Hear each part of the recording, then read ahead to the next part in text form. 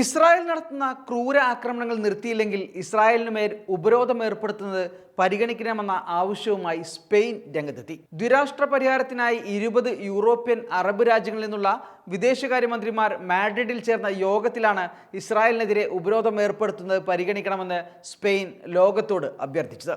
കര വ്യോമ ആക്രമണങ്ങൾക്കൊപ്പം പട്ടിണി കൂടി വരച്ച ഗസയിൽ വലിയ ദുരിതം തുടരുന്ന സാഹചര്യത്തിൽ യുദ്ധം അവസാനിപ്പിക്കാൻ എല്ലാവരും ഇടപെടണമെന്ന് സ്പെയിൻ വിദേശകാര്യമന്ത്രി ജോസ് മാനുവൽ അൽബരാസ് പറഞ്ഞു. യൂറോപ്യൻ അറബ് നേതാക്കളോടായിരുന്നു സ്പെയിൻ ഈ ആവശ്യം ഉന്നയിച്ചത്. ഗസയിൽ ആക്രമണം കടുപ്പിച്ച് ജനത്തെ പട്ടിണിയിലാക്കിയ സാഹചര്യത്തിൽ യൂറോപ്യൻ യൂണിയനിലെ ഇസ്രായേലിൻ്റെ സഖ്യരാജ്യങ്ങൾ പോലും യുദ്ധം നിർത്തണമെന്ന് ഇസ്രായേലിനോട് ആവശ്യപ്പെട്ടിട്ടുണ്ട്.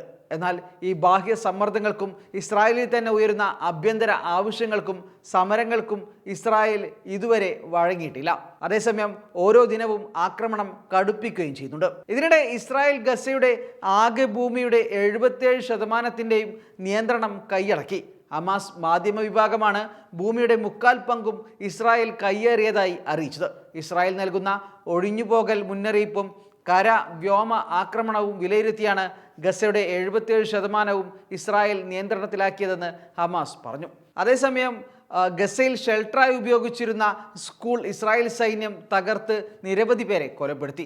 25 പേർ കൊല്ലപ്പെട്ടെന്നാണ് കണക്കുകൾ വ്യക്തമാക്കുന്നത്. കൊല്ലപ്പെട്ടവരിൽ 2 റെഡ് ക്രോസ് പ്രവർത്തകർ, ഒരു മാധ്യമപ്രവർത്തകൻ, നിരവധി കുട്ടികൾ എന്നിവരും ഉൾപ്പെടുന്നു. ഗസ മുനമ്പിലെ പ്രായം കുറഞ്ഞ ഇൻഫ്ലുവൻസറായ യാക്കിൻ അഹമ്മദ് എന്ന 11കാരനും കൊല്ലപ്പെട്ടവരിൽ ഉൾപ്പെടുന്നുണ്ട്. ഗസയിലെ ആരോഗ്യ മന്ത്രാലയത്തിൻ്റെ കണക്കനുസരിച്ച് കുറഞ്ഞത് 53,939 ഫലസ്തീനികൾ ഇസ്രായേൽ ആക്രമണത്തിൽ ഇതുവരെ കൊല്ലപ്പെടുകയും 1,22,797 പേർക്ക് പരിക്കേൽക്കുകയും ചെയ്തിട്ടുണ്ട്. ഗവൺമെൻറ്റിൻ്റെ മീഡിയ ഓഫീസ് കണക്കനുസരിച്ച് മരണസംഖ്യ 61,700-ൽ കൂടുതലാണ്. അവശിഷ്ടങ്ങൾക്കിടയിൽ കാണാതായ ആയിരക്കണക്കിന് ആളുകളെ മരിച്ചതായാണ് കണക്കാക്കപ്പെടുന്നത്.